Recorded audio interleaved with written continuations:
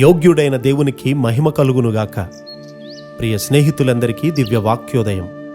ఈనాటి పాఠ్యభాగము లూకా సువార్త 15, 18, 19. తండ్రి, నేను పరలోకానికి విరోధముగాను నీ ఎదుట పాపము చేసి తిని ఇక మీదట నీ కుమారుడనని అనిపించుకొనుటకు యోగ్యుడను కాను. నన్ను నీ కూలివారిలో ఒక్కనిగా పెట్టుకొనుము. ఇక్కడ కుమారుడు తన హక్కులను వదిలిపెట్టి నన్ను నీ కూలివారిలో ఒకనిగా పెట్టుకోమని చెప్తూ ఉన్నాడు. పూర్తి అయోగ్యతను గూర్చినటువంటి ఈ గ్రహింపు నిజమైనటువంటి పశ్చాత్తాపము. నీ కుమారునిగా ఉండడానికి ఉన్న హక్కులన్నిటినీ వదిలేస్తున్నాను అని మాట్లాడుతూ ఉన్నాడు. అతని తండ్రి చాలా పెద్ద వ్యక్తి, అందువల్ల నా హక్కులను వదిలివేస్తున్నాను అని చెప్పడం అంత తేలికైన విషయమేమీ కాదు. ఇవి మన హక్కులు అని తలంచిన వాటి కొరకు మనం ఏ విధంగా పోరాడతాం? పరిశుద్ధపరచబడిన మన స్వభావము తన హక్కుల కొరకు పోరాడుతుంది. ప్రియ స్నేహితులారా, నిజమైన పశ్చాత్తాపము అన్ని హక్కులను పరిత్యజిస్తుంది.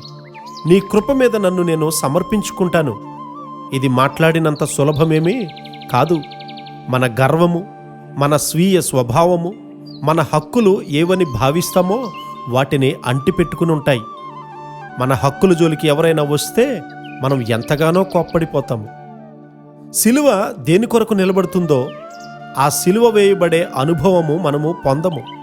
నా హక్కులు కాలరాయబడ్డాయి, నా హక్కులు దోచుకోబడ్డాయి అనే భావమే మన కష్టాలన్నిటికీ కూడా మూలం.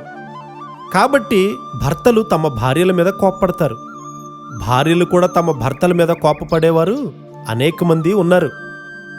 మానవ సంబంధాలు ఈ విధంగా సాధించబడుతూ ఉన్నాయి. అక్కడ విరిగిన స్థితి గాని, సిలువ వేయబడడం గాని లేదు.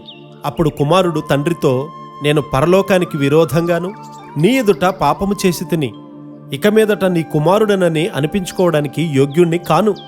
ఇవన్నీ మాట్లాడే సమయం తండ్రి ఆ కుమారునికి ఇవ్వలేదు. అయితే తండ్రి ప్రేమను బట్టి అతనిని మాట్లాడనీయలేదు.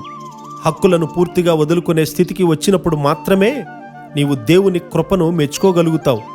యోగ్యత లేకుండా దేవుని కృపను అపరిమితంగా మనము పొందాము, కానీ మనం కృతజ్ఞతతో ఉన్నామా? అయితే తండ్రి తన దాసులను చూచి, ప్రశస్త వస్త్రము త్వరగా తెచ్చి వీనికి కట్టి వీని చేతికి ఉంగరము పెట్టి పాదములకు చెప్పులు తొడిగించుడి అని తండ్రి మాట్లాడుతూ ఉన్నారు. వస్త్రాలు హోదాను తెలియజేస్తాయి, బిరుదులు వస్త్రాల మీద ప్రదర్శించబడతాయి. తండ్రి తన కుమారునికి గృహంలో శ్రేష్టమైన వస్త్రాలిచ్చి హోదాను స్థిరపరచాలని కోరుకుంటూ ఉన్నాడు.